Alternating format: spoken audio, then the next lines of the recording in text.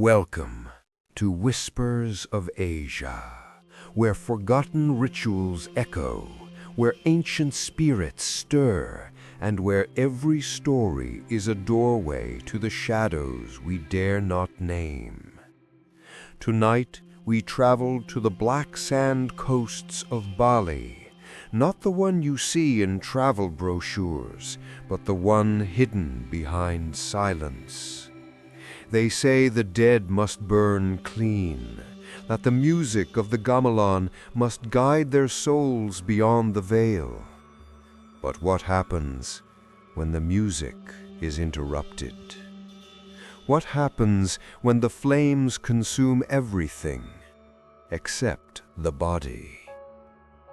This is the story of a song that should never have been played, a melody carved into silence, and the priest who never left. You are about to hear the tale of Nada Terlarang, the forbidden tones, and the haunting that followed after the gamelan fell silent. The fire was not supposed to spread. In the coastal village of Tenganan, nestled between black volcanic cliffs and the restless sea, death was treated with reverence. When someone passed, the body was not mourned in silence, it was released with music. The Ngaben, the sacred Balinese cremation rite, was not merely a funeral, it was a celebration, a gateway, a burning bridge for the soul to walk from this world to the next. But on that night, the fire danced to a different rhythm.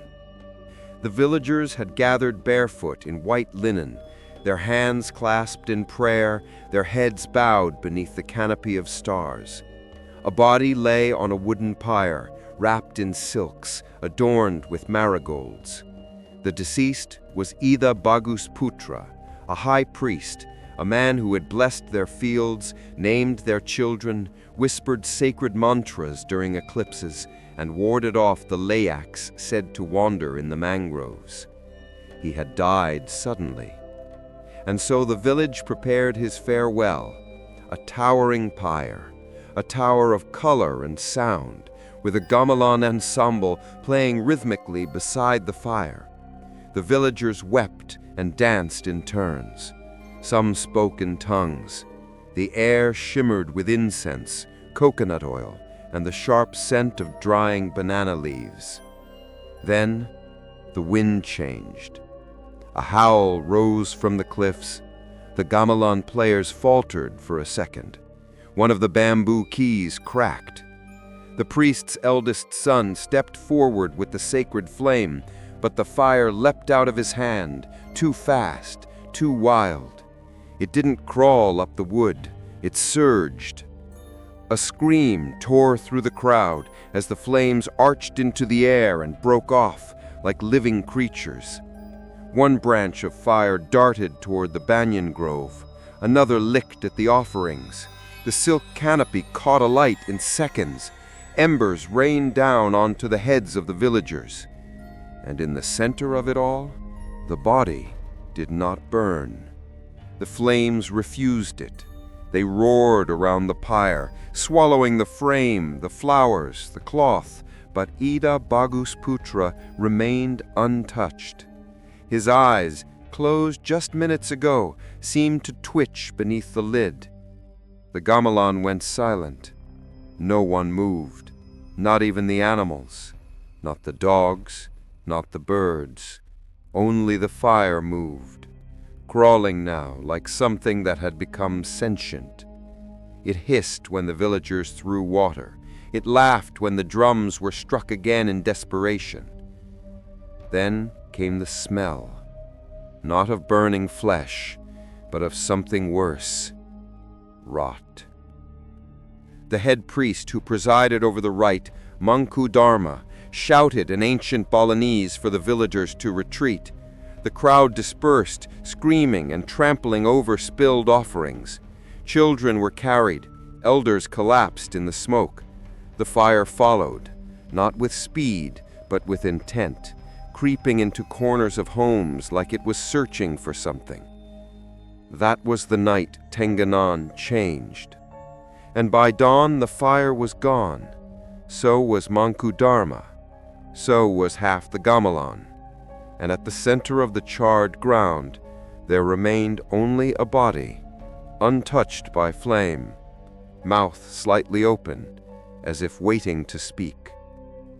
No one dared move it. But something had to be done.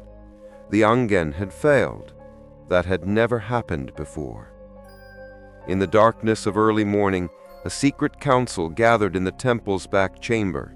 The elders, the remaining priests, and the village head. They sat with heads wrapped in black cloth, chanting not to the gods, but to the ancestors. Their decision was swift. Idhabagus Putra's body would not be burned again. It would be buried, in silence, with no rites, no second ceremony. They would not risk another fire. And they would never speak of it again. They carried him at dusk, 10 men with covered faces. No one watched, no one followed. The body was lowered into a hole beneath the banyan tree near the sea cliffs. Salt air mixed with soil. They covered it with stones, whispering apologies to the earth. Before they left, they placed a small object on top of the grave, a carved gamelan key, cracked, blackened at one end. That was 32 years ago. Since then, the temple bells never rang at night. The banyan tree grew strangely crooked. Children were told not to walk by the sea after dark. A new cremation ground was built further inland, for safety, they said. The old one was left alone. And though people whispered, no one dared ask why. Even the land remembered. The fields by the cliffs yielded less. The wind sometimes carried smells no one could place. And during certain nights, when the tide was high and the frogs fell silent, some claimed they could hear faint music, like bamboo keys being played underwater. But the village kept its silence until the outsider arrived. His name was Arga Wibava, 28 years old, a lean, quiet academic from Jakarta with a trimmed beard and calloused fingers from years of playing instruments older than memory. He wore batik with pride and carried notebooks instead of cameras. He had come to study the spiritual uses of gamelan in death rituals, particularly the rare, undocumented compositions played during ancestral cremations. He knew how to listen, not just to people, but to sound, to silence, to space. He did not know yet what silence awaited him. Argo Wibawa arrived in Tenganan just before dusk, his shoes crunching softly on the crushed coral path that wound between the rice paddies and the ocean cliffs. He didn't look like the kind of man who belonged in a village like this, not because of arrogance or flash, but because of the silence that followed him. His eyes scanned everything. His ears seemed always tilted toward a sound only he could hear. Where others came with loud questions and louder cameras, Arga came with paper, pencil, and a recorder he rarely turned on. He was here to listen.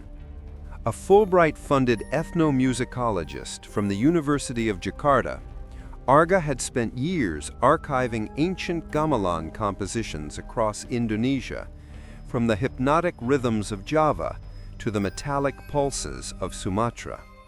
But Bali had always called to him in whispers, especially its funerary music. He had read of rare tonal scales used only during death rites. He had followed rumors of melodies meant to guide the soul between realms. But there was one name, one phrase that had become an obsession: Nada Terlarang, the forbidden tones. He had only heard the phrase once, spoken in hushed tones by an elder musician during a symposium in Ubud. There was a village, the old man had said, where the gamelan was silenced forever. No recordings existed, no sheet music, no surviving students, only rumors.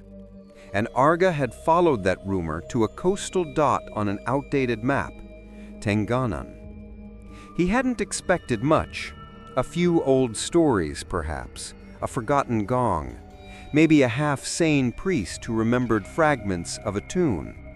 But what he found instead, from the moment he stepped off the bus and walked past the temple gates, was resistance. The villagers were kind, but distant. Their smiles were shaped like masks. When he mentioned his research, they nodded politely, but quickly changed the subject. When he asked about funerary music, they told him, "That's not our way anymore." It was strange. Bali was proud of its rituals, proud of its gamelan. Every other village Arga had visited would have gladly brought out their instruments for him. But here, there was only silence. Too much silence. The guest house was a modest wooden structure near the mangrove shore, run by an elderly woman named Ngaben Asti. She greeted Arga with a gentle bow, offered him black tea with ginger, and showed him to a room that smelled faintly of clove and seawater. "You are here for music?" she asked as he unpacked his bag. "Yes," Arga said, "specifically for rare gamelan used in death rites." She went still for a moment, not with fear, but something older, a pause inherited from memory. "There is no gamelan here," she said softly. Arga smiled, not unkindly. "Every village has one, not Tenganan." "Why not?" She did not answer. Instead, she left the tea and stepped out, muttering something about the tide. Arga stood at the window, watching the horizon darken. The wind had stopped. The palm trees stood too still. He pressed record on his field device, not to capture anything, but to document the silence. There was something wrong about it, too smooth, like the village had swallowed sound on purpose. The next morning, he wandered through the village. It was beautiful in its austerity, stone courtyards, moss-covered shrines, and low-slung homes that bore the weight of generations. Women painted offerings with rice paste, children chased each other through the alleys, and yet there was an absence. No music, no bells, no drumming, no bamboo flutes. It was as if the village had been tuned to mute. He asked a shopkeeper if the village ever held festivals. She smiled and said, "Not since the fire." But when he asked what fire, her smile faded. That evening, Arga walked the cliffside paths alone. The waves crashed far below, and the rocks jutted out like broken teeth. He found a small shrine at the base of a gnarled banyan tree. It was blackened on one side, as if scorched long ago. The offering bowl was empty.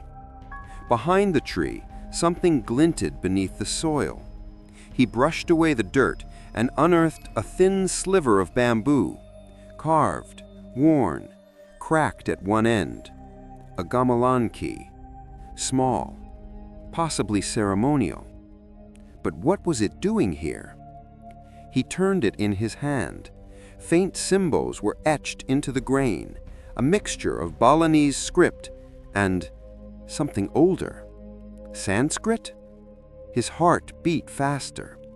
He had no idea yet, but this was the first note in a melody that should never have been played again. That night, Ngaben Asti cooked him a simple dinner of rice, fried banana, and fish soup. The air outside was heavy with moisture. Somewhere in the mangroves, a bird gave a sharp cry and went silent. "Who was the priest here?" Arga asked. Ngaben's spoon stopped midway to her mouth. "We haven't had one in many years," she said. "Did he die?" A pause. Then he left. During a fire? She said nothing. Arga leaned forward. I found a bamboo gamelan key near the old banyan. Her eyes flicked to his bag. Did you keep it? She asked. Yes.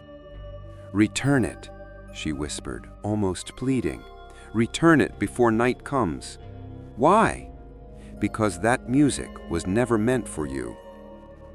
Later, he sat in his room staring at the key under lamplight. He hadn't told her the full truth. It wasn't just a key. Tucked into the same hole in the earth, folded and bound in banana leaf, was an aged manuscript, parchment brittle, ink faded but legible. At the top, in flowing calligraphy, Nara Terlarang, the forbidden tones. He turned the pages. The composition was unlike anything he had seen before. Strange scales, discordant rhythms, and symbols that looked more like ritual diagrams than music. At the bottom of the first page was a note: to be used only when the dead refuse release. His hands trembled, his breath came shallow. He should have felt excitement, academic thrill, discovery. Instead, he felt watched. That night, he dreamed. He was standing in the temple courtyard, holding a bamboo mallet. The gamelan before him was unfamiliar, skeletal, like it had been made from bone and ash. He struck the keys. They screamed. From the shadows, a figure emerged, a man in robes burned black, face twisted, mouth sewn shut with threads of fire. Arga tried to scream, but no sound came.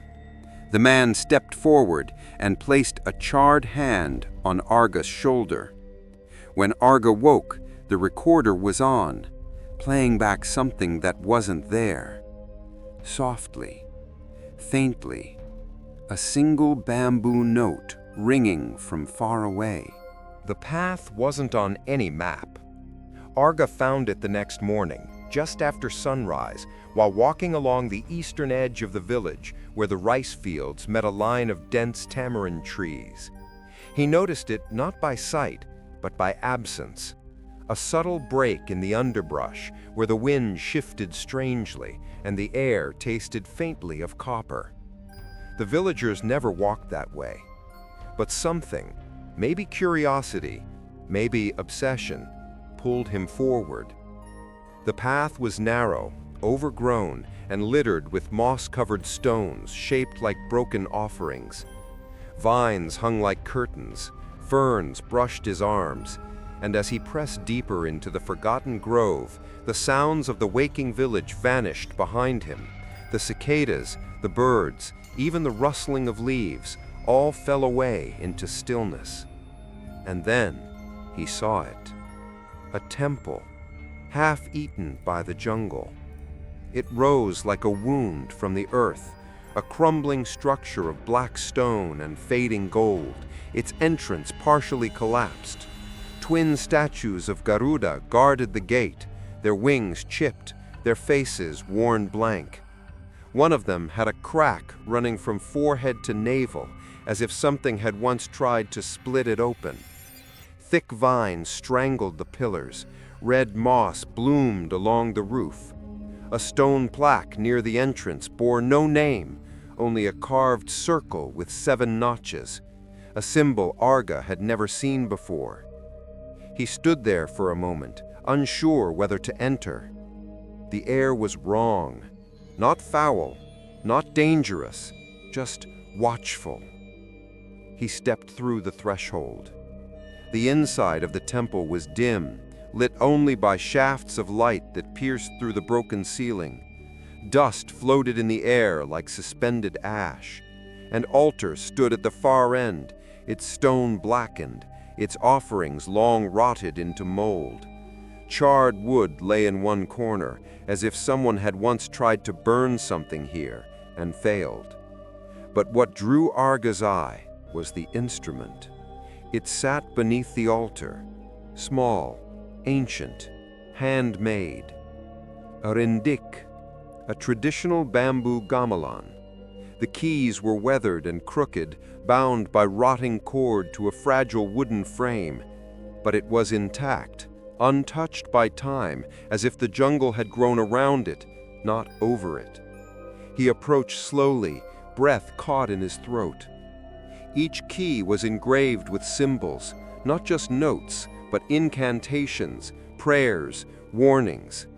This was not meant for performance. It was meant for invocation. He didn't touch it, not yet. Instead, he knelt beside it and unrolled the parchment he had found by the banyan. Nada tarlaran. The notes matched. The manuscript and the rindik were made for each other. His hands trembled. He should have left. He should have turned back, sealed the temple behind him, and burned the manuscript in a field. But Arga was not just a scholar. He was a seeker. And this was a door. He placed the recorder on a flat stone. He positioned the manuscript beside the rindik. Then, with the light falling just enough to see, he picked up the mallet that lay beside the instrument. The bamboo was brittle, but held. He struck the first note. The sound was wrong, not dissonant, but alive. It didn't echo, it lingered like smoke in the ears. The tone curled through the air, clinging to the walls. It felt thick. He struck the second, then a third. The melody was slow, uneven, but intentional. The notes did not form a song, but a summons. With each strike, the air seemed heavier, denser, the shafts of light dimmed. Somewhere in the temple's upper rafters, something shifted. Arga stopped. His heart pounded. His breath came shallow. He rewound the recorder to play back what he had just captured. Static, muffled sound. Then the notes, and underneath them, something else. A whisper, in Sanskrit, barely audible. He rewound again, played it slower. A single phrase. Do not complete the melody. The wind outside had died. The jungle was still, and yet within the temple, the air pulsed like breath held too long. Arga stood and backed away from the rindik. On the wall behind the altar, hidden beneath a peeling cloth, he noticed another carving, a mural. He pulled the cloth down. It showed a cremation, flames rising, villagers dancing, priests chanting. But the center of the image was strange. The corpse on the pyre had risen, halfway consumed by flame. Its face had no mouth. Its eyes were open, black. Above it, carved into the mural, was the same 7-notch circle he'd seen at the temple entrance, but this time it was cracked through the center. And below the image, etched in old Balinese, it read, "Let the music never be finished. Let the silence protect us." As Arga stepped out of the temple, the wind returned, sharply, like an exhale from something vast. The bird sang again. A gecko chirped. The world resumed. But Arga was not the same. He left the instrument behind, but he took the manuscript with him. And that night, back in the guest house, he stared at the notes for hours, reading, decoding, sketching symbols he didn't fully understand. Some matched leyak iconography. Others resembled tantric diagrams used to bind spirits. One page in particular chilled him. It showed the outline of a ritual, a gamelan summoning played during an incomplete cremation, a melody that opened the gate between realms, but only if played fully. The final note was marked with a warning. Strike this, and you invite the one who was denied release. Arga didn't sleep, and neither did the village. That night, dogs howled in the mangroves, and in his dreams, the bamboo keys played themselves, each note ringing deeper than sound, pulling something ancient from the ground beneath the temple. Watching, waiting, listening. The air felt different the next morning. Not colder, not warmer, just wrong. Arga sat on the porch of the guest house, fingers wrapped around a cup of bitter kopi hitam, eyes distant. He hadn't slept, not truly. Every time his lids closed, the same rhythm returned, the bamboo keys striking softly in the dark, a slow, deliberate beat. 1, pause. 2, pause. Then the sound of breathing, not his own. He thought of telling someone, Yoman Asti, perhaps, or the boy he saw every morning chasing roosters down the stone path. But what would he say? That he'd played a gamelan that whispered back? That he found a temple no one speaks of and a manuscript that seems to rewrite itself? He was a man of study, logic, field notes, tuning systems. But Bali had other rules. Here, silence wasn't emptiness. It was protection. He returned to the temple before noon. The jungle path was quieter than before. The birds watched from above but did not sing. A monkey sat on the branch and bared its teeth, then vanished into the leaves. The temple awaited. The rindik was still there, untouched, except it wasn't. A new offering had been placed beside it, a bowl of rice, uncooked, with a single crimson flower resting on top, fresh. Someone had come during the night, or something. Arga knelt again before the instrument. The parchment lay beside him, open to the same page.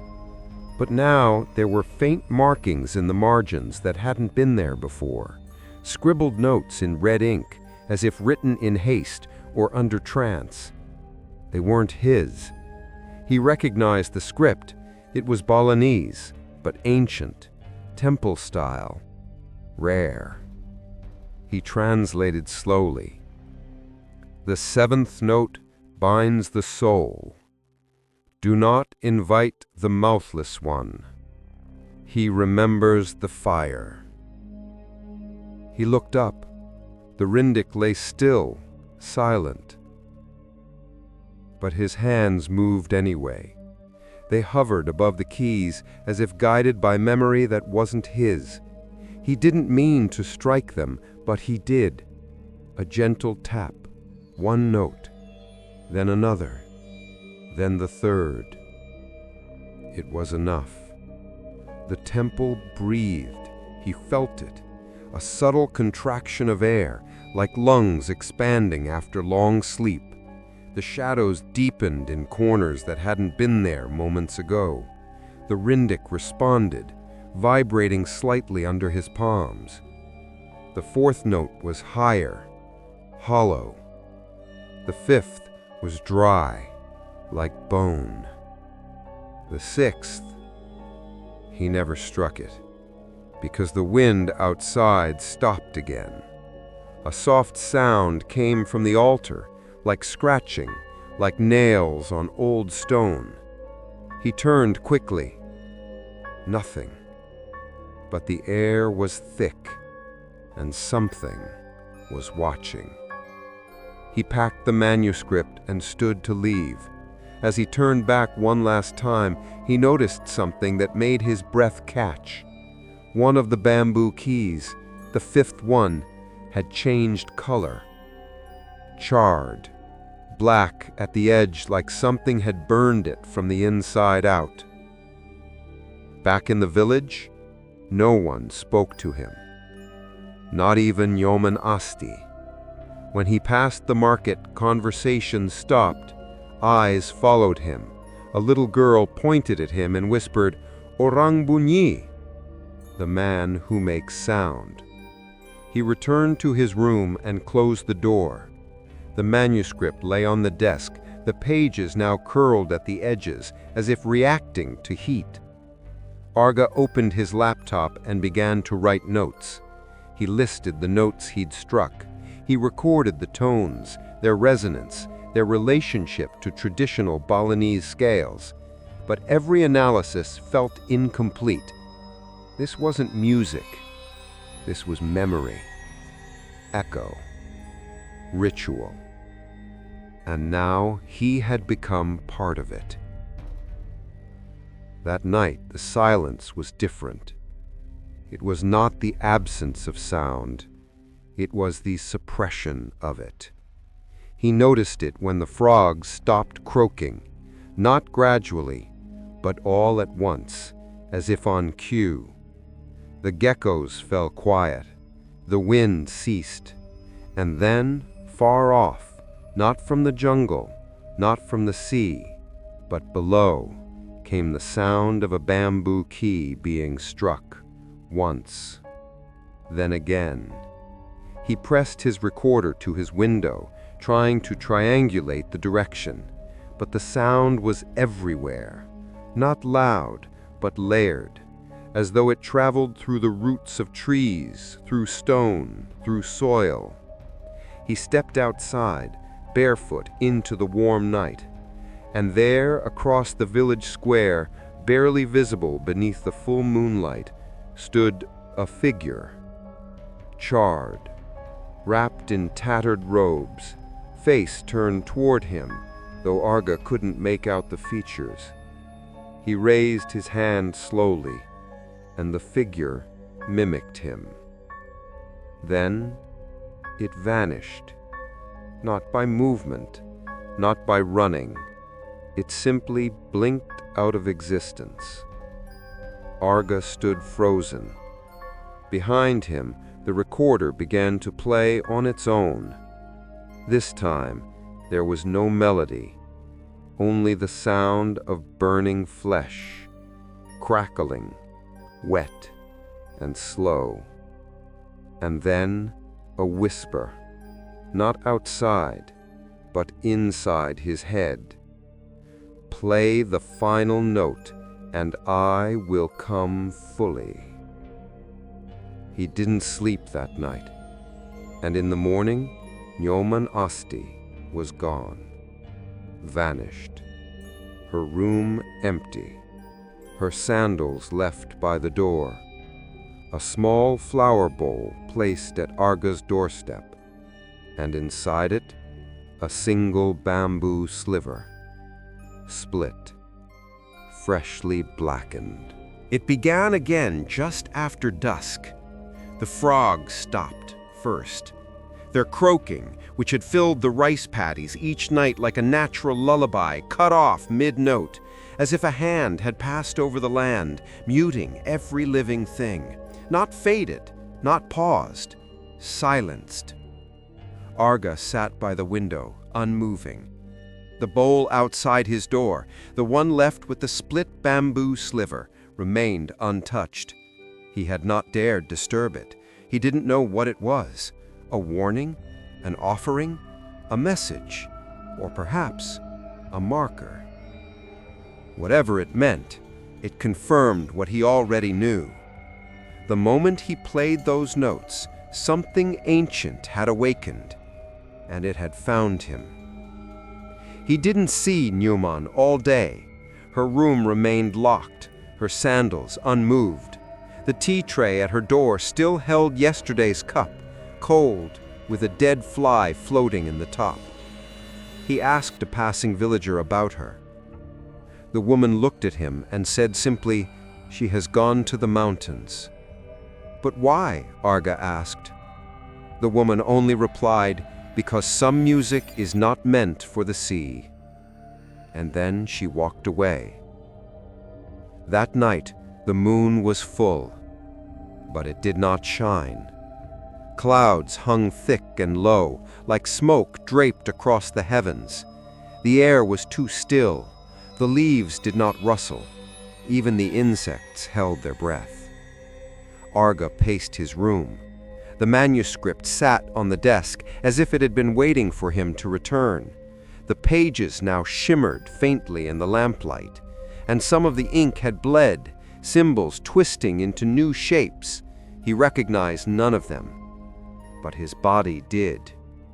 He could feel the melody inside him now, like muscle memory, as though his fingers could remember what his mind could not. The first 5 notes he'd struck had changed him, subtly, completely. They echoed not in his ears, but in his spine. He picked up the recorder, pressed play. The audio was corrupted, warped, but there it was, the Rindik's dry, brittle tones, one by one, echoing across a space that no longer felt physical. Then silence. And then something new. Not a voice, a sound. Crackling. The wet, snapping sound of burning flesh. Slow. Close. And just underneath it, breathing. Not his. He left the room. The village was sleeping, or pretending to. He walked barefoot toward the banyan tree near the cliffs where he had first found the manuscript. The ground was damp, the air thick with sea salt and something sour. The tree loomed ahead, crooked and half dead, its roots like black veins in the soil. And there, standing at the base of the tree, was the figure again. Same charred robes, same frozen stance. Only now, closer. Arga stepped forward slowly. The figure didn't move, but the air around it did. It shimmered like heat rising from a corpse fire.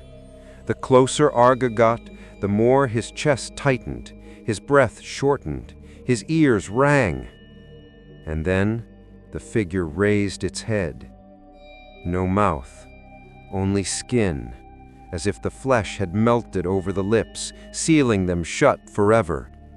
But the eyes were alive, burning, full of memory, full of pain. Arga fell to his knees. Something moved in his ears, a soundless pressure like a scream without noise. The figure extended one blackened hand, not to reach for him, but to point toward the sea. Arga turned.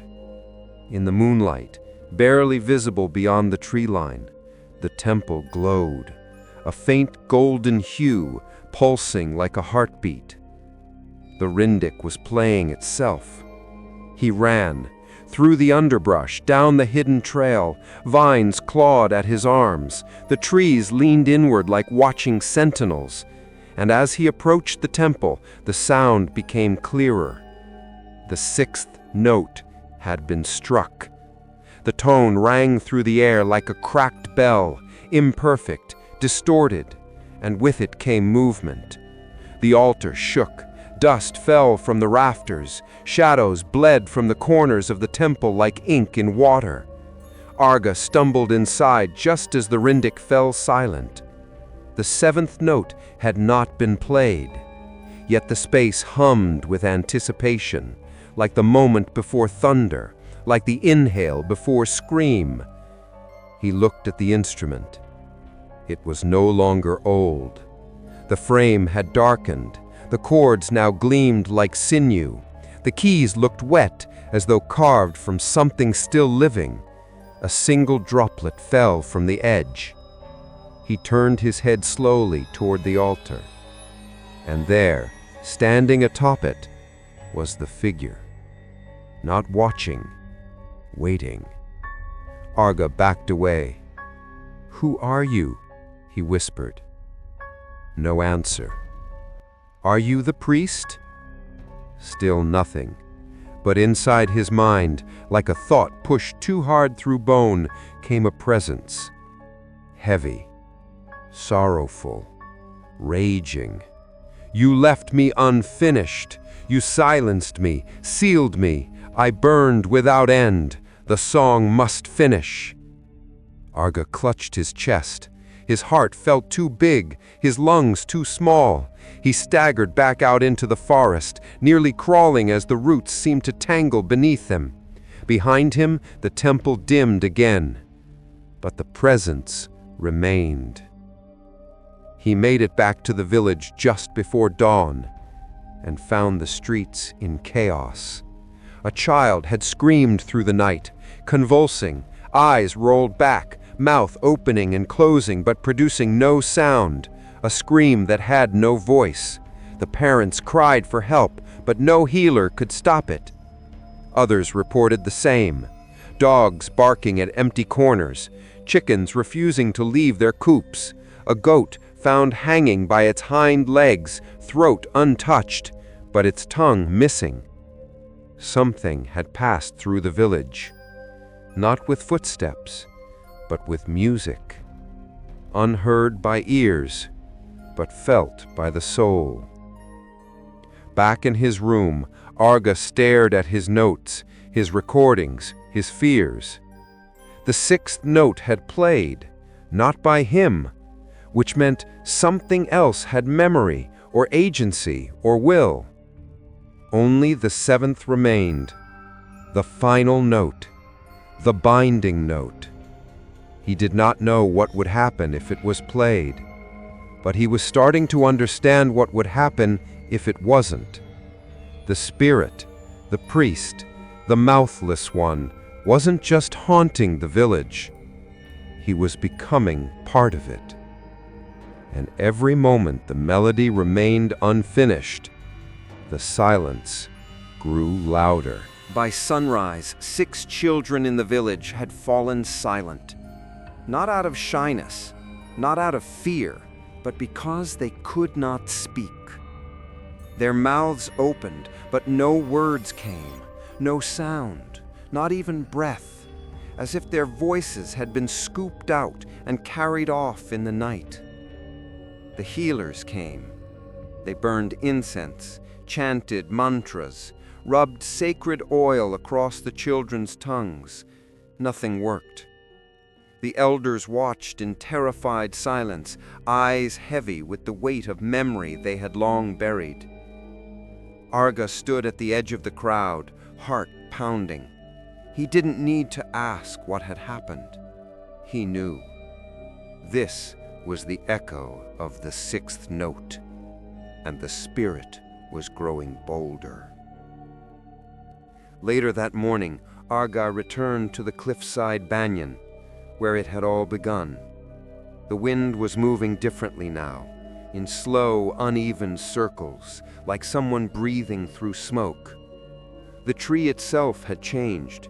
Its bark was peeling in long strips, revealing a dark, unnatural wood beneath. The earth at its roots was cracked and dry. He knelt beside the same spot where he had unearthed the manuscript and found something new. Another offering, a banana leaf bowl filled with black rice. No flower this time, no symbol of peace, only a single thread of red string. He reached out and heard the whisper again, not in his ears, in his blood. You opened the door. The body waits, but the vessel is not enough. He recoiled. He knew what it meant. The spirit, the priest, the mouthless one, wasn't looking for release. He was looking for a host. The next villager fell that afternoon. A young man named Wyan, barely 20, collapsed while chopping coconut palms. His body convulsed, limbs flailing unnaturally, then went stiff. His eyes fluttered open, fully white. He sat up and spoke in a voice that was not his. The song was not finished. Then he screamed, or tried to. His mouth moved, his chest heaved, but no sound came. His voice was gone. He shook violently, then fainted. When he woke, he remembered nothing. The villagers whispered of kentempelan, spirit possession. Not by a ghost, but by something unfinished. That evening, Arga sought out the one person he had avoided until now, Ibu Rahayu, the last surviving priestess of the village.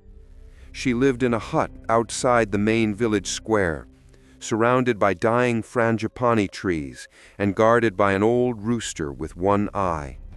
Her face was carved by age, her hair long and silver, tied with red thread.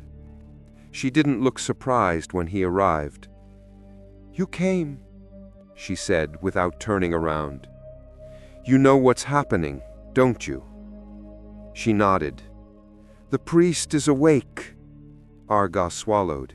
"He's taking voices." "No," she said, looking at him now. "He's taking memory, breath, the power of sound. He was burned, but not released." "He wasn't burned at all," Arga said. "He was buried." Her eyes dimmed. "Yes, and that was our sin." She led him inside, to a small stone altar beneath a tapestry depicting Saraswati, goddess of wisdom, of music. He was a man of knowledge, a high priest. He knew rituals we had forgotten. One day, he tried to alter a funeral rite to control the passage between worlds. "You mean he invented the forbidden tones?" "No, he translated them from older texts, from Java, from before." Arga sat, dizzy with realization. "The melody, it was never meant to be finished," Ibu Rahayu said. "It was a bridge, not a door. It opens, but it doesn't close." "He wanted to come back." She looked at him sharply.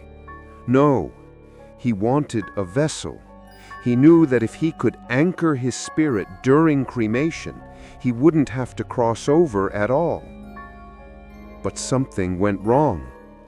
"Yes," she whispered. "Someone interrupted the rite.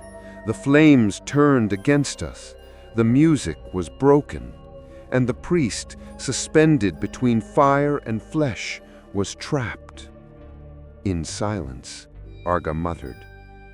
Ibu Rahayu nodded. "And now," she said, "you have played the song again. You have called him." That night the village was not silent. It was screaming, not from mouths, but inside walls. Children pointed at corners, dogs hid beneath beds, bamboo creaked without wind, doors opened without touch. And in the center of the village, standing beneath the ancient bell tower, a figure appeared, charred, still, faceless. But this time, others saw him too. Gasps rang out. Mothers clutched children. Elders turned away and wept. The figure did not move, but his presence seeped into every home. People covered their ears, not to block out sound, but to hold in their voices. At dawn, Ibu Rahayu summoned Arga to the temple. Not the ruined one. The new temple, smaller, safer, where no music had played in decades. She drew a circle in ash, placed stones around it, lit incense carved with bone. "You must stop," she said. "But how?" Arga asked. "The melody is already in motion." "It can only be ended one way," she said, "with the seventh note." "But won't that bring him fully into this world?" "Yes, and then we burn him again, the right way." Arga's hand shook. "And if we don't?" She looked at him. "You will lose your voice, not just your sound, your right to speak, your name, yourself. You'll become an echo of him." "Like the others?" She nodded. "The more voices he takes, the more whole he becomes." That night, Arga did not sleep. He sat before the manuscript, staring at the final note, unplayed, incomplete. He touched the bamboo mallet on his table, then raised his recorder. "Entry 36, he whispered. "If I don't return from this, if I disappear, it means I struck the note." He paused. "And if you're hearing this, it means the mouthless one has found another voice." He reached for the rindik. The air froze. The earth exhaled. The seventh note waited, but not yet. Not tonight. First, he would return to the temple and finish what the fire never did. The coconut grove stood at the edge of the village, half wild and overgrown, where trees grew taller than temples and the ground always seemed damp, even under the sun. It was a place children were warned to avoid, not because of spirits, not because of snakes, but because of memory. Things were buried here, not in soil, but in silence. Ibu Rahayu led Arga there just before dusk. She wore a ceremonial sash over her shoulder and carried a woven basket filled with small offerings: white flowers, salt, lime, a rooster feather, and a sliver of blackened bamboo. "The truth lives here," she said, "but it has been sleeping." They passed rows of leaning coconut palms. Some had carvings on their trunks, old script barely visible beneath the bark. Others bled sap that stained the ground red. No animal stirred, no bird sang. As they entered the grove's center, Arga saw it. A stone circle, covered in moss, half submerged in the earth, and at its center, a sealed pit, roughly the size of a man's body, bound in frayed rope and sacred cloth, with 7 stones placed at its corners, each marked with a symbol he had seen before in the Nada Terlarang manuscript. "This is where we buried him," Ibu Rahayu whispered. Arga's breath caught. "The priest?" She nodded. "We never spoke his name again. We weren't allowed to. After the fire, after the cremation failed, we feared what he had become. But why bury him?" She panicked. The fire spread too fast. The gamelan cracked. The children screamed. And the body? It wouldn't burn. She knelt beside the pit, her voice trembling. He had tried to anchor his soul to the melody, a living ritual, one designed to make him eternal. But the interruption left him unfinished, not dead, not alive. So we sealed him. Arga stepped forward. "And you thought that would be enough?" "No," she said, "but we hoped silence would keep him asleep." She looked at him then, deeply, sorrowfully. "You playing the melody again, that's what woke him up." Arga walked slowly around the pit. The 7th stone, the final seal, was cracked. A jagged break ran down its center like a wound. "He's been trying to get out," Arga said. "No," she replied, "he's already out. He just hasn't found his vessel yet." She placed the offerings at each point of the circle. "He is bound to the melody. As long as the final note is not played, he remains fragmented, half here, half elsewhere. And if I play it, he will come," she said. "Then we can burn him the right way." "What if we fail?" She didn't answer. She didn't need to. That night, the whispers returned. Not in dreams, in the grove. Arga stayed behind after Ibu Rahayu left, unable to walk away. The sealed pit pulsed gently beneath the moonlight, like breath beneath a burial shroud. The air felt thick, as if the world was pressing inward. He set his recorder on the ground and listened. For a while, nothing. Then, softly, faintly, a sound beneath the earth. Not a voice, a humming. Low, resonant, like someone playing a bamboo key from under the soil. The sixth note, again and again. And then a whisper. You carry the melody now. You are the final note. Arga stood suddenly. Around him the grove had darkened, not from cloud or nightfall, but from presence. Dozens of figures stood silently between the trees, unmoving, faceless, mouths sealed with ash. They didn't approach. They didn't need to. They were echoes, fragments, the discarded selves of the priest's past attempts, and now he was close. Arga fled, through the trees, past the stone circle, into the rice fields, his breath ragged. Behind him the grove fell still again, but the whisper followed. You are chosen the moment you heard me. He found Ibo Rahayu waiting at the temple. She lit 7 candles and placed them in a circle. The final one she handed to Arga. You have to finish the melody, she said. I'm not ready. You never were. He looked at her. You knew this would happen. You brought me here. She nodded. You are not the first to come looking for forbidden tones, but you are the first to hear them and survive the 6th note. Arga sank to the floor. The manuscript trembled in his hands. The 7th note is not just a sound, it's a permission, he said. She reached out and touched his chest, just above his heart. No, she said, it's an invitation. Outside, the wind shifted, and from the direction of the coconut grove came a new sound. Footsteps. Not many, just one.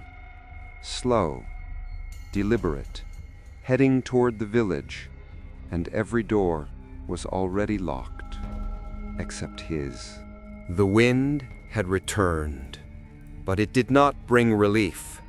It slithered through the village like a memory unwelcome, curling under doors and sliding along walls. It smelled of burnt jasmine and wet cloth, the scent of old ritual, long buried. And with it came the sound, low at first, barely audible. A single bamboo key struck again and again, as if someone were playing from underwater or beneath the floorboards of the earth. A rhythm older than language, a call to what was never meant to return.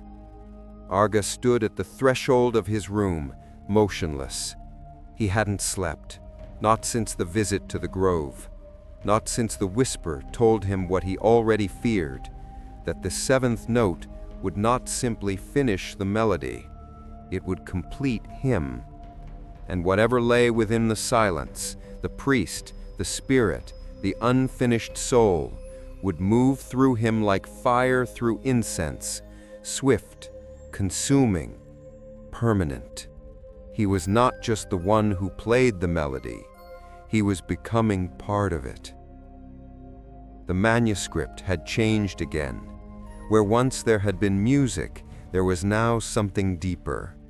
Diagrams of the human body, pathways of sound, chakras marked in reverse. At the base of one sketch, a phrase repeated like a mantra. Sound is gate, breath is key, flesh is vessel. Arga traced the ink with his fingers. It pulsed with heat. That afternoon he wandered, aimlessly at first, past the closed doors of silent homes, past the temple where the bells had not rung in years, past the rice fields that now shimmered silver even under a dull sky. No one called out to him. No one waved. They all knew. The priest's return was no longer a matter of if, only who. He found himself at the edge of the forest again, standing before the ruined temple. The Rindik waited inside, unchanged, yet no longer the same. Its keys had grown darker, streaked now with what looked like veins. The mallets beside it had split and reformed, the wood twisted unnaturally, as if alive. He stepped forward. The room dimmed, not from shadow, but from presence. Each step toward the rindik felt like walking through water. The manuscript fluttered in his bag. His hands moved without asking. One key, a second, a third. The melody resumed. Behind him the walls breathed, the altar cracked. A voice rose, not from any mouth, but from within the instrument itself. "Play me." Arga froze. He turned toward the altar, and there, rising slowly from behind it, was the priest. Charred robes, sealed mouth, burning eyes. But something was different now. The figure did not flicker like a ghost. It cast a shadow. It breathed, and its feet touched the floor. It was almost whole. It extended one blackened hand, a gesture of offering. No threat, no rage, just invitation.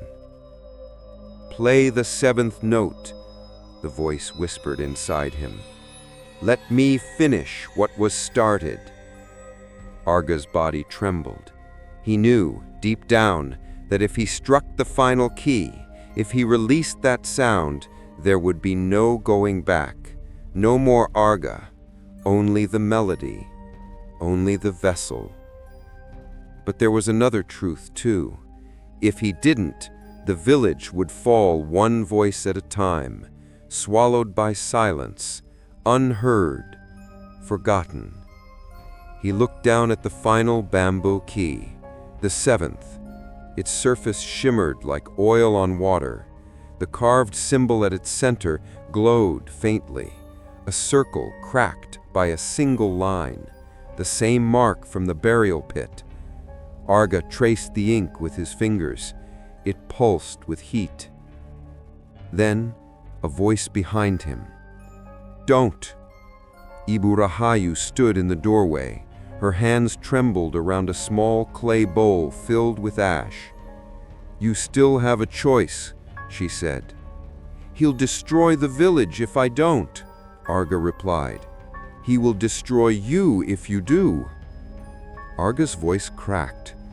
"Then what am I supposed to do?" She walked forward, slowly, placing the bowl beside the rindik. She reached into her robe and pulled out something small, a new key, carved of sandalwood, smooth and pale, with no markings. "This is the true seventh note," she whispered. "Not the one he gave you, the one we were meant to play the first time, the note of release, not binding." Arga took it. The priest stepped backward. His form flickered. The room shook. The wind howled through the temple roof. "If you strike that key," the voice hissed inside his chest, "you burn us both." Arga raised the mallet. The priest screamed soundlessly, his mouth splitting but releasing no air. Flames erupted from his robe. The altar cracked in half. Arga struck the new key. A sound burst forth, not a note, but a wail. High, pure, ancient, like light tearing through shadow. The temple ignited, not in flame, but in clarity. The priest stumbled. His form unraveled.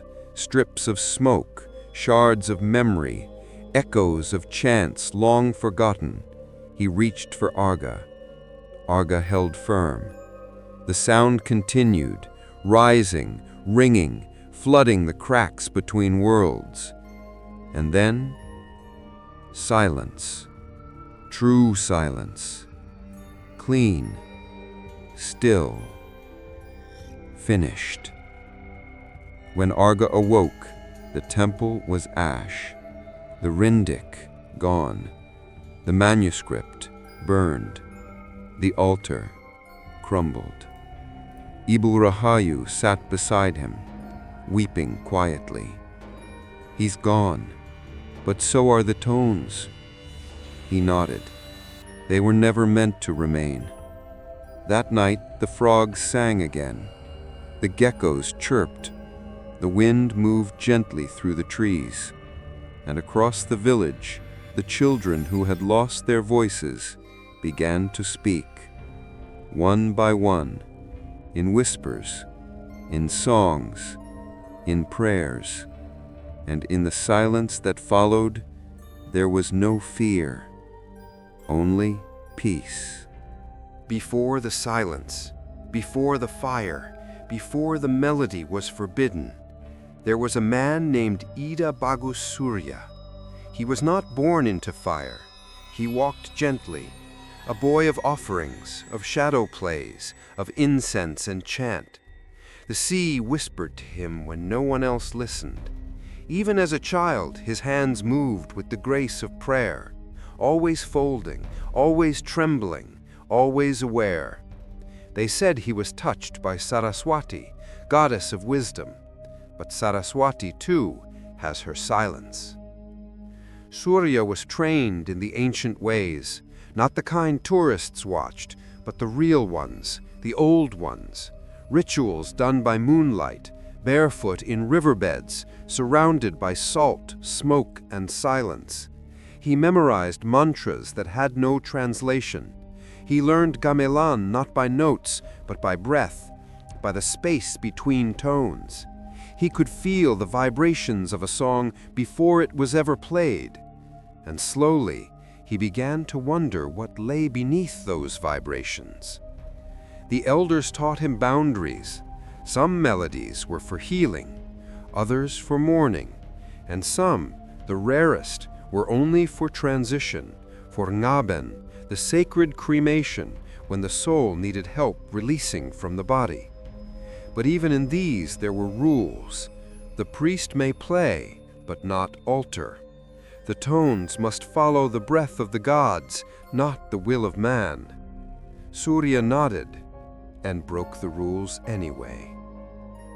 He began alone, at night, deep inside the abandoned temple no one used anymore, the one by the mangrove's edge where the banyan trees never stopped weeping.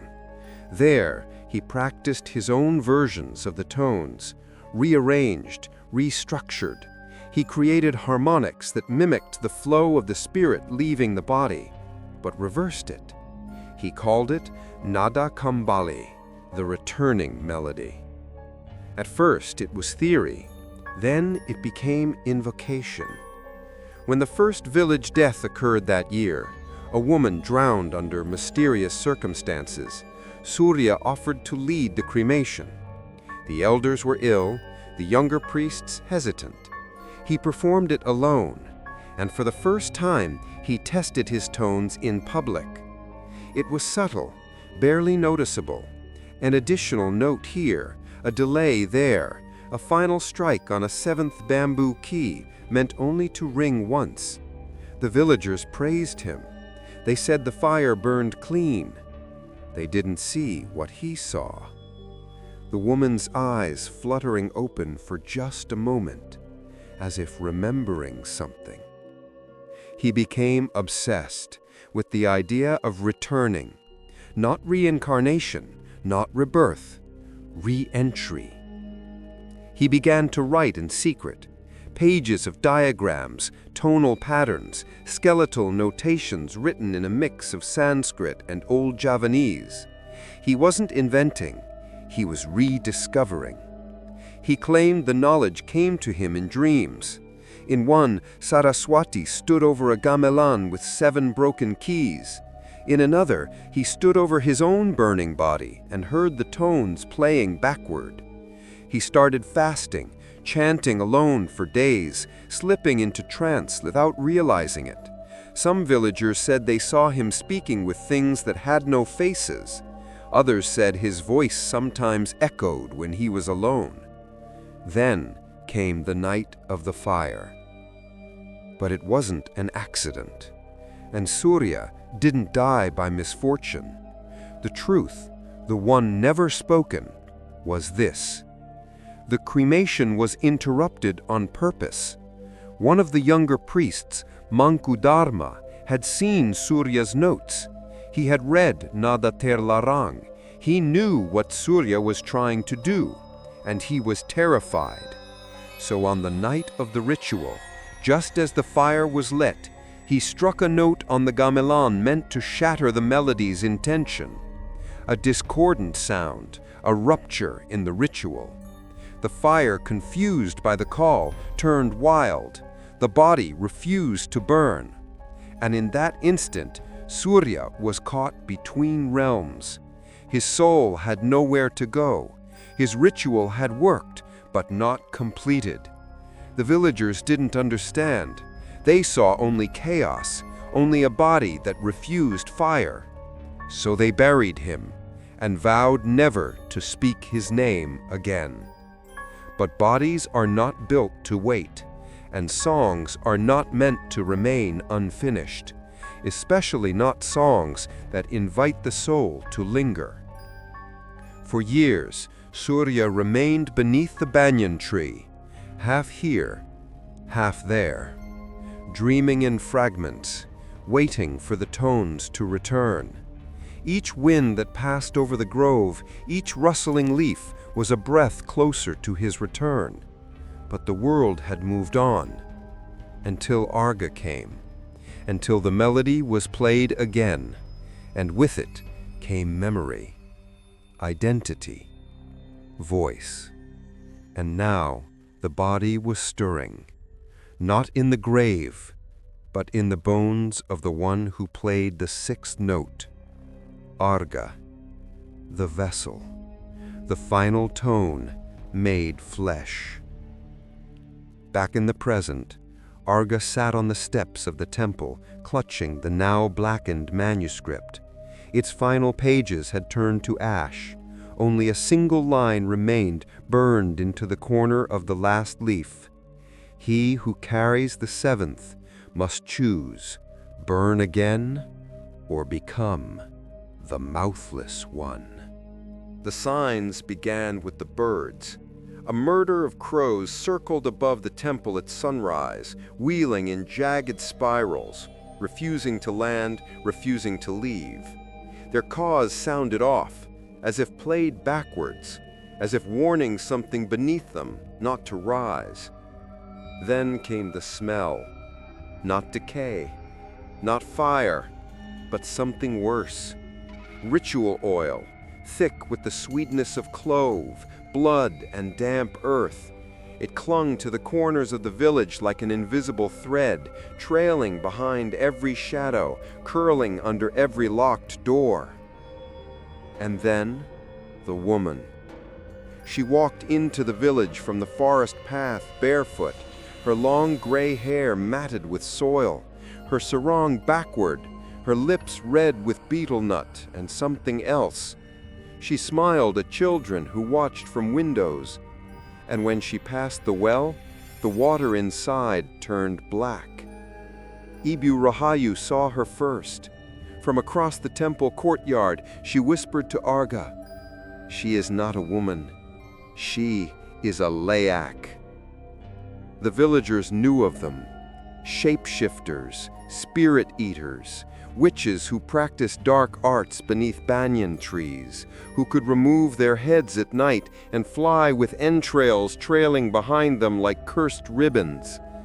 But they were more than legends. In Bali, the leyak were part of the ecosystem, feared but acknowledged, spoken of in rituals, named in warnings. They were not always evil, but they were always hungry. And when a ritual was broken, when a body was caught between realms, it wasn't just spirits that responded. The leyak came to feed. Ibu Rahayu pulled Arga aside.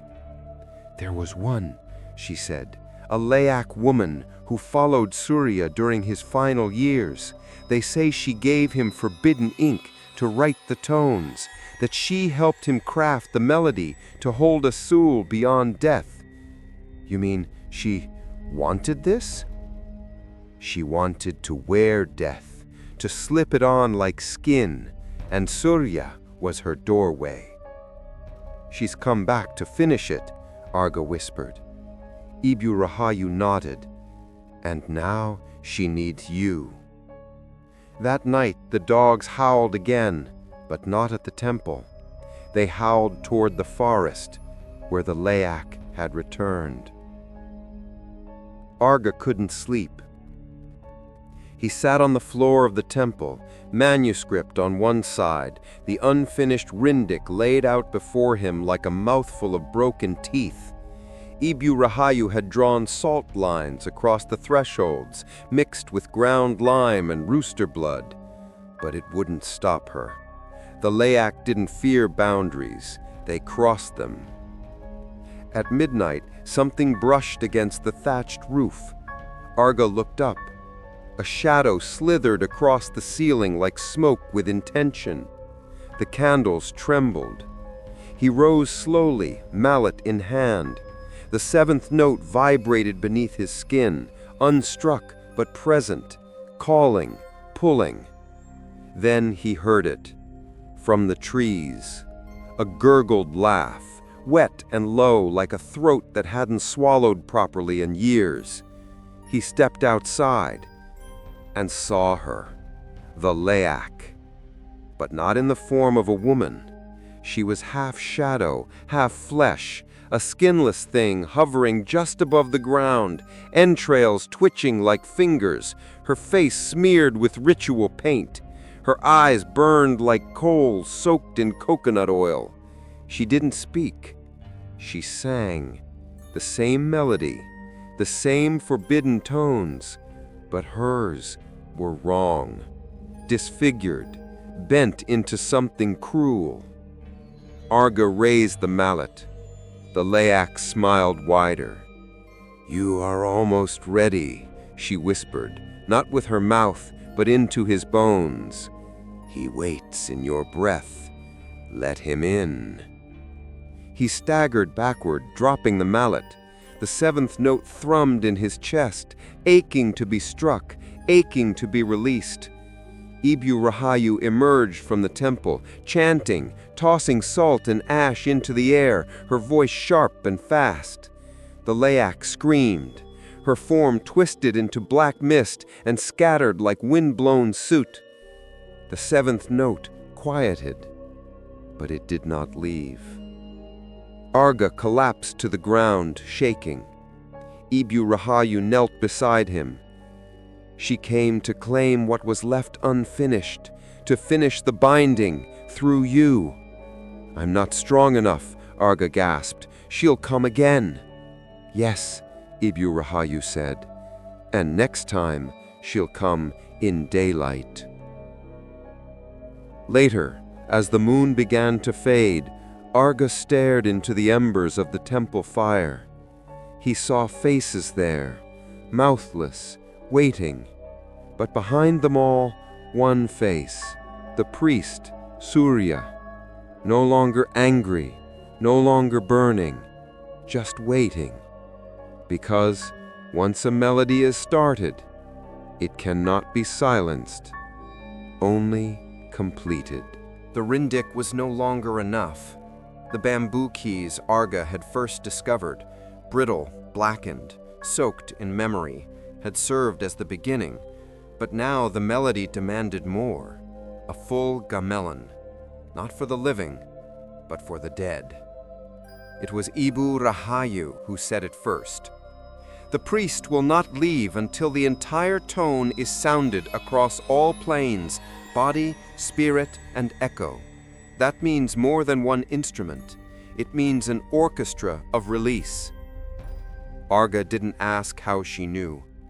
By now he had stopped questioning the origin of truth in this village. Some knowledge comes not from books, but from haunting. Passed down in whispers, sealed inside rituals, buried in the corners of unfinished prayers. They began to build, in secret, using old tools found beneath the temple floor. Mallets carved from tamarind root, keys made of bones from ceremonial livestock, resonating frames strung with coconut thread, dipped in oils used only during funerals. They worked in silence, even when the wind howled outside, even when the shadows stretched wrong across the stone, even when the seventh note pulsed faintly from the manuscript, even though no one had touched it in days. Komang helped them, a young boy, barely 11, whose father had been among the first to lose his voice. He never spoke, but he listened better than anyone. And when Arga played a tone, Komang would nod or shake his head, guiding him. Arga wondered if the boy could feel the melody, if the priest's unfinished soul moved through him, looking for a place to rest. But Komang never looked afraid, only focused. Each day the gamelan grew, not just in pieces, in presence. It took on a weight that made the air feel heavier around it. It drank light. It hummed faintly at dusk. The villagers, though silent, began to leave offerings at the steps of the temple. Rice, coins, folded cloth, petals. No one admitted what they knew, but they all understood. The village had become part of the ritual. Then came the night the bells returned. Old copper bells that had hung in the temple rafters, unused for decades, suddenly swayed in the still air. No wind, no touch, just a soft, clear ding once, then silence. But Arga knew what it meant. The priest was near. That evening, Arga sat before the assembled gamelan, hand trembling. The manuscript, though burned and faded, still pulsed with instructions, now more like suggestions burned into his mind. He could feel the composition, even without reading it. Each note was no longer a sound. It was a memory, a step in a ritual not of his making, but one he had agreed to finish. He struck the first key, a low hum, like wood sighing beneath water. Then the second, then the third. The temple dimmed, flames flickered blue. Komang sat cross-legged, eyes closed, listening, not to the sound, but to what lay beneath it. By the fifth note, Arga's breath became shallow. The sixth, a hollow clatter that felt like a bone snapping. And then, nothing. The seventh waited, not just as a note, but as a question. That night Arga dreamed. He was inside the fire again, not burning, but walking through it barefoot, unafraid. Around him voices whispered, some familiar, some ancient. He saw Surya, the priest, not as a spirit but as a man, whole, young, smiling. "Why did you do it?" Arga asked. Surya's smile faded. "To stay, to continue. But you brought suffering. I tried to teach the world to hold a soul longer than flesh allowed, but the melody betrayed me." Arga stepped closer. "You wrote a song for the dead, but forgot the living." Surya nodded. "And now it must end." When Arga woke, the manuscript had turned to dust. Only the seventh key remained, untouched, untuned, unplayed, waiting. The gamelan was ready. The villagers gathered, not to witness, but to be part of it. Their silence was no longer fear. It was permission, an agreement, a final breath before the song resumed. That night, under a moonless sky, Arga lit incense and placed the seventh key in position. Komang handed him the mallet. Ibu Rahayu placed a flower behind his ear, and the leyak watched from the tree line, smiling, waiting, knowing that no matter what was chosen, something would come. They called it Ngaben terbalik, the reversed cremation. A rite spoken of only in temple margins, whispered from teacher to student, always ending in the same warning. To burn what has already died twice invites a third death. But there were no more choices. The priest had waited long enough. Ibu Rahayu prepared the space before dawn.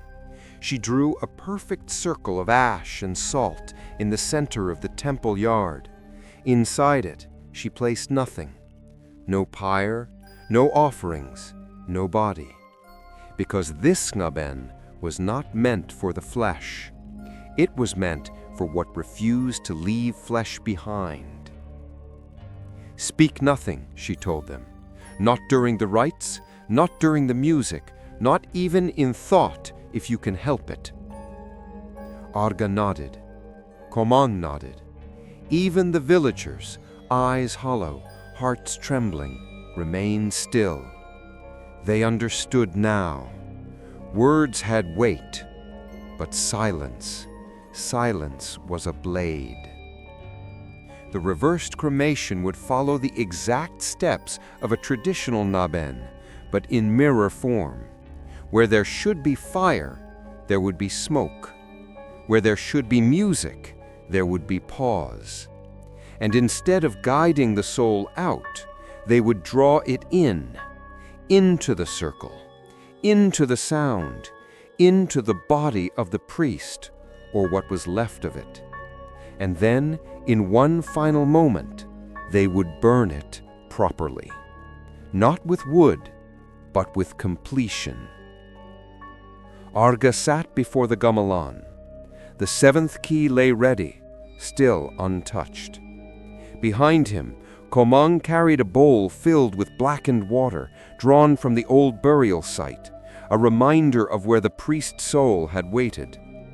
Ibu Rahayu stepped into the circle. In one hand, she held a piece of pandanus cloth, the kind used only for shrouds. In the other, a flame made of camphor and ritual wax. She looked at Arga. He began to play. One note, low, a heartbeat. The air pulsed. A second note, higher, cracked. The wind shifted. By the third note, the circle of ash began to glow, not from fire, but from heat, spiritual heat, a thinning between worlds. No one spoke. No one dared blink. The fourth note was sharp, like bone on stone. The fifth was hollow, the echo of a voice not yet spoken. The sixth, that was the note that had cursed them all. And yet Arga struck it with steady hands. The leyak, watching from the shadows, grinned. The wind howled, the earth trembled, but still the seventh key remained. Ibu Rahayu raised the camphor flame and began to walk the circle clockwise, in reverse of every traditional Ngaben. The villagers stepped forward, placing petals into the ash ring. No words, only silence, only sound, only intention. And then, the shadows in the circle began to move, not outward, inward. At first, it was just a flicker. Then, a shimmer, like heat waves rising from a black road. Then, a form. The priest, Surya, no longer faceless, no longer flickering. His mouth was sealed shut, but his eyes wept, not with sorrow, but with rage. Arga rose slowly. Komang handed him the mallet. Ibu Rahayu nodded. Now, she whispered, burn him properly. Arga stepped forward. The seventh key gleamed under the moonless sky. He raised the mallet. Surya stepped toward him, arms outstretched, not in pleading, but in claiming. He wanted in. He wanted Arga. But Arga was ready. He struck the seventh key, a sound like no other, rang through the night. Not music, not a note, a tear, like the seam between two worlds had been pulled open by force. The priest screamed, not with voice, but with memory.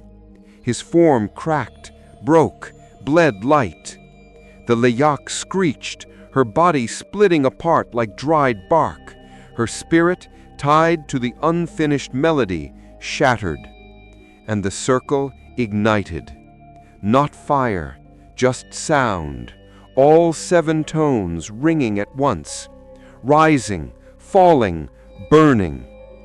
The ashes fell like black snow, soft, final, and when they touched the earth, the village exhaled. Arga collapsed. Ibu Rahayu caught him before his head hit the stones. Komang sat beside them, tears on his cheeks, and for the first time in weeks, a voice in his throat. "I heard him," the boy whispered. "Who?" Arga asked. "Surya," Komang said. "What did he say?" Komang looked up at the stars. He said, "Thank you for finishing what I never could." For the first time in 32 years, the village slept through the night. No seizures, no whispers, no flames, just stillness and silence. But this time, the silence didn't frighten them. It healed. The circle of ash in the temple yard was gone, blown away by the wind. In its place, only a faint dark ring remained, etched into the stone, as if burned from the inside out, like a scar the earth chose to keep. The gamelan lay where it had been played, unmoved, its keys blackened, some cracked, others missing entirely. The 7th key, however, was intact, unchanged, but no one touched it. They understood now. It was never meant to be played again. Arga sat on the temple steps, staring at the horizon. He hadn't spoken since the ritual. His lips moved when prompted, but no words came out. Doctors would later find nothing wrong. No damage to the vocal cords, no neurological issue, just a perfect, inexplicable silence, as if something had taken his voice gently in exchange for peace. He didn't seem afraid or broken, only hollowed out, like a vessel that had been poured out completely. Ibu Rahayu brought him rice in the mornings. Komang sat beside him in the evenings, drawing symbols in the dirt and humming lullabies with the voice he'd only just recovered. But Arga never spoke. And yet the village understood. He had finished the melody, and in doing so, had become the silence that followed. No one buried anything. No one burned anything. The ashes had fallen, and that was enough. Surya, the priest, was gone. The leyak had vanished. The voices had returned. But Arga remained. Still. On the 7th day after the reversed cremation, Arga rose, dressed himself in a clean white shirt, tied a red thread around his wrist, walked to the banyan tree by the sea cliffs, and placed the 7th bamboo key at its roots. Then he turned and walked into the forest. Some say he lives in the abandoned temple, where the vines have now begun to flower again. Others say he crossed the mountains and became a priest in a village that no longer uses music at all. But Komang knows better. He says Arga became part of the song itself, and that sometimes when the wind moves just right through the gamelan's resting frame, you can hear a single note, soft, final, and beneath it, a voice you almost recognize, saying, "Let him rest now." And so the village moved on, but never forgot. The manuscript was never rewritten. The tones were never taught again, and the rendik was buried deep beneath the new temple's altar, untuned, unplayed, but never unloved.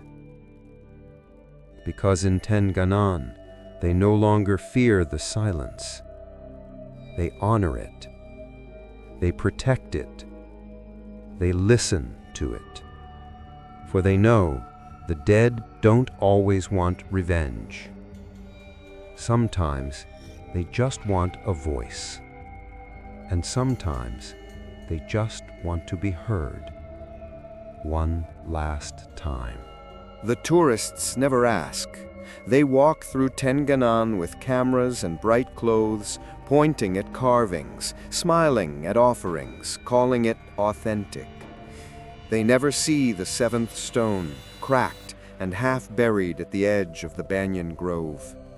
They don't notice that the new temple has no gamelan, or that the bells, the ones tied with red thread, are never rung at night. But the villagers remember. In every silence, in every ritual, in every moment between the words. Komang is older now. He tends the small shrine at the village entrance, where visitors place coins and flowers. His voice is clear, steady, thoughtful. Sometimes he sings, sometimes he doesn't. But when asked why there is no music in their ceremonies, he smiles and tells them, "Because we already heard the last song." And then he looks past them, toward the cliffs, the grove, the trees that still seem to bend slightly when no wind is present, as if listening, as if waiting. The bamboo key remains beneath the banyan, untouched. Its wood has softened with rain, its carving nearly faded, but the shape, the intention, still rests there. Some nights Komang leaves a flower beside it, not out of fear, out of respect, because you don't silence a spirit, you thank it. Ibu Rahayu has grown quieter with age. She no longer performs rites. She simply sits outside her hut, staring into the horizon, eyes clouded not by blindness, but memory. People come to her still asking questions about healing, about spirits, about protection. She only ever answers one. "What is the strongest sound?" And she replies, "The one that does not need to be played again." And Arga? No one knows where he went. Some say they saw him near Ubud, standing in the back of a shadow puppet show, smiling faintly when the dalang struck a certain note. Others say he entered the sea one night and never came out. But most believe he never left, not fully. They say that when the wind is just right, when the tide pulls too far, when a child hums a tune they were never taught, you can hear it, that sound, soft, mourning, whole. Not the first note, not the last, just the space in between. And beneath it, a voice that doesn't need a body anymore, whispering from far away, "I am no longer waiting. I am no longer unfinished. I am the silence after the gamelan."